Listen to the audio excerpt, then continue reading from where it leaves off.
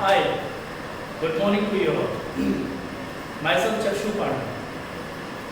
I am a principal at town-based Pipraise, Bhuvaneshwari inter college. आज मैं अपनी युवा पीढ़ी को जो आगे बढ़ के कुछ करना चाहते हैं, अपने देश के लिए कुछ करना चाहते हैं, उनको मैं कुछ टिप्स दूंगा वो अपने देश सेवा कैसे कर सकते हैं। और इस देश सेवा में सबसे पहले हम लोग अगर देखा जाएगा देश सेवा की बात आती है, सबसे पहले नाम आता है फौज का, कि फौज में इससे अच्छी देश सेवा नहीं। वैसे तो डॉक्टर्स, इंजीनियर्स, नर्सेज, आप अभी देख रहे हैं कोविड-19 का चल रहा है, सारे कितने अच्छे से वो सेवा कर रहे हैं। इवन जो एसेंशियल गुड्स पे जा रहे हैं, इवन वर्कर्स है वो भी अपनी देश सेवा ही कर रहे हैं। जो रोड बनाते हैं वो भी देश सेवा ही है। लेकिन जब देश सेवा कैसे आता है, फिर फौज का जब नाम आता है तो फिर रोड पे खड़े हो जाते हैं। मैं खुद भी एक सैनिक स्कूल रीवा का छात्र हूँ, जो कि मध्य प्रदेश स्थित है। मैं शुरू से जब स्कूल में ज्वाइन किया तो मेरा मन था मुझे फौज ज्वाइन करना है। अनफॉर्चुनेटली मैं फौज नहीं ज्वाइन कर पाया, कुछ कमियाँ होंगी ऐसी जो मैं उस लायक नहीं हुआ। हाँ, लेकिन ये वीडियो के माध्यम से मैं अपने सभी दोस्तों को, अपने सभी सीनियर्स को, अपने जूनियर्स को मैं थैंक यू बोलना चाहूँगा कि अगर आज मैं यहाँ कुछ ये जो बताने जा रहा हूँ, जो आने वाले भविष्य हमारे देश की युवा पीढ़ी है उनको बताने जा रहा हूँ, just because of them only. Thank you so. तो मैं दोस्तों पर सबसे पहले तो बताना चाहूँगा आप फौज ज्वाइन कैसे कर सकते हैं।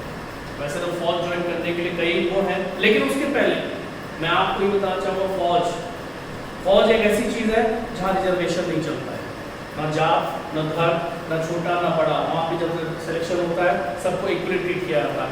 उससे अच्छा ट्रांसपेरेंट पारदर्शी कोई भी एक सरकारी जॉब या कोई भी काम नहीं होगा।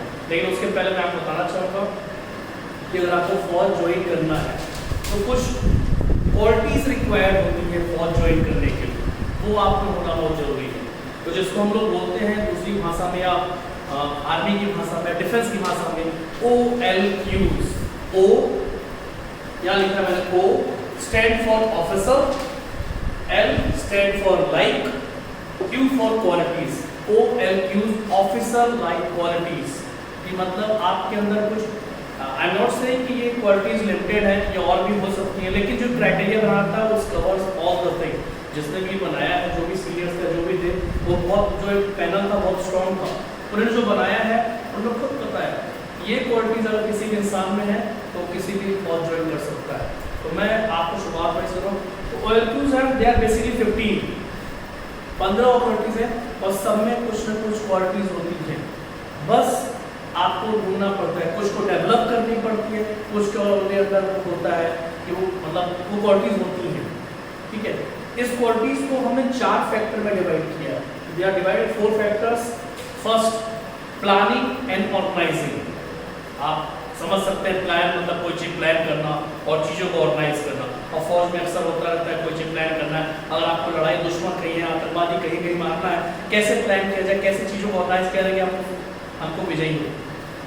सोशल एडजस्टमेंट, आपको सुने होंगे कभी आसाम में लड़ाई हो रही है, कभी जम्मू कश्मीर साइड लड़ाई हो रही है, तो सोशल एडजस्टमेंट आपके वहाँ के लोकल पीपल या जो भी सोशल उनको एडजस्ट दिया रही है, नहीं कि हम बड़े लोग से बात करेंगे ऐसा।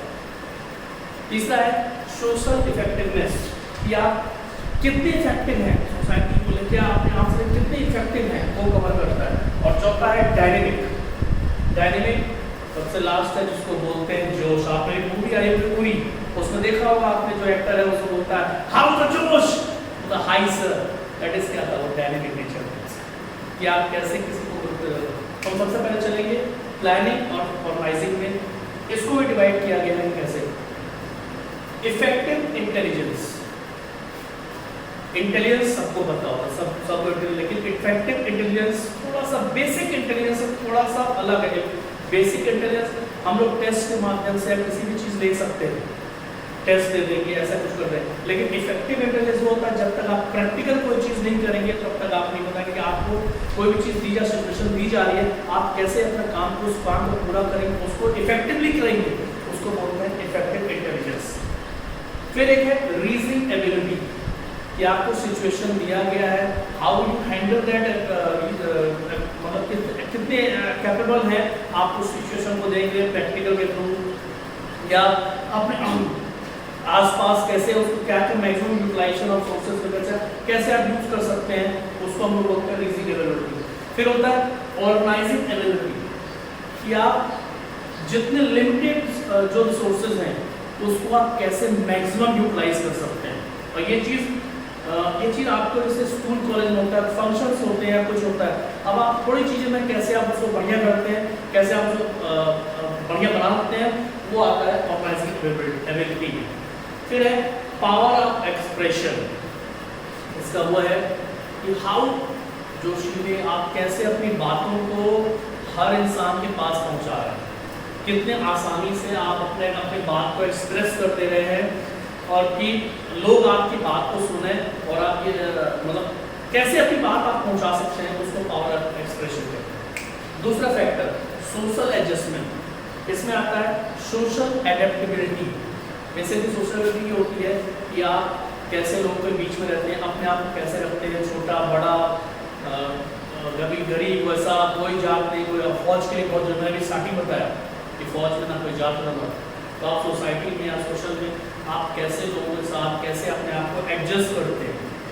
ये हो सकता है कि कभी जो होता है नहीं मुझसे नहीं छुएंगे, ऐसा नहीं करेंगे, लेकिन आप कैसे सबको मिला के चलते, सबके साथ कैसे मिल के रह सकते हैं। जाहिर सी बात है, अगर हम सबके साथ मिल के रहेंगे, इससे क्या होगा ना, आप लोगों के बारे में जानेंगे, जितना ज़्यादा उनके बीच लोगों के नेचर के बारे में जानेंगे।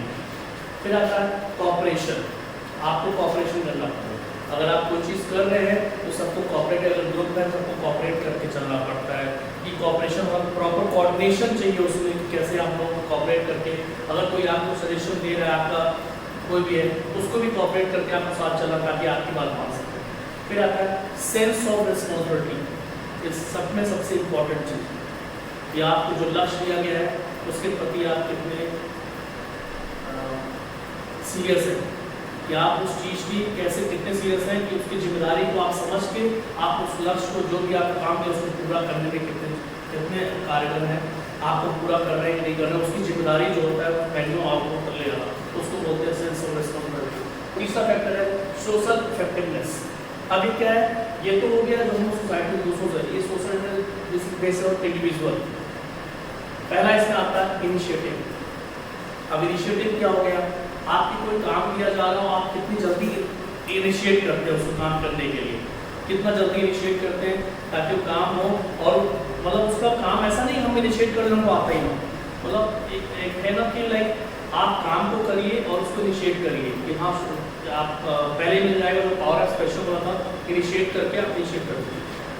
सेल्फ कॉन्फिडेंस, अगर आप कोई काम ले रहे हैं तो आप कितना सेल्फ कॉन्फिडेंट है आपके अंदर, कितने आप कॉन्फिडेंट है। लाइक महेंद्र सिंह धोनी का एग्जाम्पल दो ना, महेंद्र सिंह धोनी क्या करें ग्राउंड में देखिए कितना कूल और काम रहता है, उसे मालूम है क्या करना है, कैसे करना है, क्या उसको मालूम है, उसका सेल्फ कॉन्फिडेंस होता है मुझे ये स्टेप लेना तो होगा, और इंडिया उनके राज में कई मैचेस जीती भी है। फिर आता है स्पीड ऑफ डिसीजन, आप कोई काम करने से पहले आप डिसीजन ले रहे हैं, कितनी स्पीडली ले रहे हैं और उसका आउटकम क्या होगा, क्या उसका रिजल्ट होगा, ये उस इंसान को पता होता है। ऐसे लोग बहुत फेथफुल और ड्यूटीफुल होते हैं अपने ऑर्गेनाइजेशन के लिए। Ability to influence the group, अब इसमें क्या हो गया, आप कितने एबिलिटी है आपके अंदर कि आप किसी भी ग्रुप को इन्फ्लुएंस कर सकते हैं अपनी बातों से। पावर ऑफ एक्सप्रेशन, अपनी बातों से कि आप कितना इन्फ्लुएंस कर सकते हैं कि आपकी बात मानी जाए। आपके जो ग्रुप में है तो आपकी बात, अगर बहुत लोग हैं, आपके लोग क्वालिटीज होनी चाहिए कि 10 लोग हैं, 9 लोगों की बात सुनकर आपकी बात अल्लाह सुन जाए, तो नहीं यार इनकी बात सुन। फिर तो लाइवलीनेस, जोश, इन सब चीज़ों के लिए आपको जोश से भरा बहुत चाहिए, हंसते रहना चाहिए, हंसाते रहना चाहिए। तो ऐसे लोग जितने लोग मिक्स होंगे, जितने ऐसे लोग बिल्कुल मतलब उनको कहीं भी किसी को बोर नहीं फील होना चाहिए, उसके साथ लेके बोर हो रहे नहीं, अगला सामने वाला नहीं यार हम बोर हो रहे हैं, उसके पास चलेंगे वो हमारी हेल्प करेगा, लाइवलीनेस। और चौथा फैक्टर जो आखिरी है डायनेमिक, जिसमें आता है डिटर्मिनेशन। डिटर्मिनेशन अभी आज ही मैंने कुछ स्टूडेंट्स को मैंने बोला था कि 3 चीज़ें अपनी लाइफ में अगर आप कर लिए तो आप बहुत आगे जाओगे। Determination, hard work, honesty. तो डिटरमिन, आप अपने लक्ष्य के प्रति कितने डिटरमिन्ड हो, कितने सीरियस हो, कितने आप उसके लिए लक्ष्य को कितना पीछा कर रहे हो, कितने डिटरमाइंड हो, ये होता है डिटर्मिनेशन। फिर है करेज, अगर फौज ज्वाइन करना है तो बहादुर होना बहुत जरूरी है। ऐसा नहीं है कि एक गोली नहीं चली, हमारा साथी मर गया, हम भाग गए, नहीं। आपके बहादुर, अगर आप फौज ज्वाइन कर रहे हैं और डिसीजन ले रहे हैं तो आपको बहादुर बहुत जरूरी है, आपको बहादुर होना पड़ेगा। उसको कहते हैं करेज, वो भी कह सकते हैं। करेज का मतलब आगे कहीं अगर आप कुछ गलत हो रहा है उसके लिए आवाज़ उठा सकते हैं, वो भी बहादुरी है। हम सिर्फ फौज की बात नहीं है, ये हर जगह आप यूज करते हो। एक फौज की क्वालिटीज़ के बारे में बताया। फिर स्टेमिना, स्टेमिना कि मतलब आप देखिए फौज में हमारे फौजी कारगिल वॉर हुई थी, जो मैंने अपने आपके सामने देखा। बाकी में तो मैं 1965 बताना था, 1971 में था, लेकिन 1999 में हुआ था, उससे मैंने खुद देखा। लोग 72 घंटे तक बिना खाए पिए से गोली पे रहे थे। कई मूवीज़ भी आई हैं इसके लिए। दूसरी बात छोड़ दीजिए, अभी लेटेस्ट मूवी उरी आपने देखा होगा, अगर नहीं देखा मस्ट वॉच मूवी प्लीज़, मैं बोलता हूँ उसको देखिएगा जरूर, उसमें आप देखिएगा कि कैसे एक फौजी बिना खाए पिए, बिना उसकी चिंता किए, बिना जान की चिंता किए कितना रहता है स्टेमिना, जिसमें मेंटल और फिजिकल स्टेमिना होना बहुत जरूरी है। फ्रेंड्स, स्टूडेंट्स और those who want to join arm forces, ठीक है, अभी गवर्नमेंट ने 2 दिन पहले वो भी आया था, 3 साल करने के, उनके सबके लिए बोल रहा हूँ, ये 15 क्वालिटीज आप देख लो और अपने आप को एडजस्ट करो पहले, वेदर यू आर, कौन सी क्वालिटीज आपके पास हैं और कौन सी क्वालिटीज नहीं है, और हाउ टू इम्प्रूव। मैं अगली क्लास में जब आऊँगा, अगले वीडियो में आऊँगा, तो मैं आपको बताऊँगा कि क्या क्या तरीके हैं। ये तो क्वालिटीज आप ट्राई कर लो और नहीं होगा डेवलप हो जाए, you have plenty of time. मैं अगली क्लास में आऊँगा तो आपको बताऊँगा हाउ टू ज्वाइन, उसके लिए क्वालिफिकेशन क्या चाहिए, 10+2 के बाद कैसे ज्वाइन कर सकते हैं, ग्रेजुएशन के बाद कैसे कर सकते हैं, 10+2 में जैसे अपने स्कूल में एनसीसी भी आ रही है, आप एनसीसी के थ्रू भी ज्वाइन कर सकते हैं। और एनसीसी का फर्स्ट लाइन ऑफ डिफेंस भी बोलते हैं, पहला लाइन है, वहाँ से आप सीखिए, वहाँ पर एडजस्ट कर लिए अपने आप को, राइट अल्टरनेटिव मैं जिस पर बता दिया तो पक्का पॉइंट जरूर करेंगे। थैंक यू सो मच, और मैं आशा करता हूँ आपको मेरा वीडियो पसंद आया होगा। Please like and subscribe. Thank you, जय हिंद।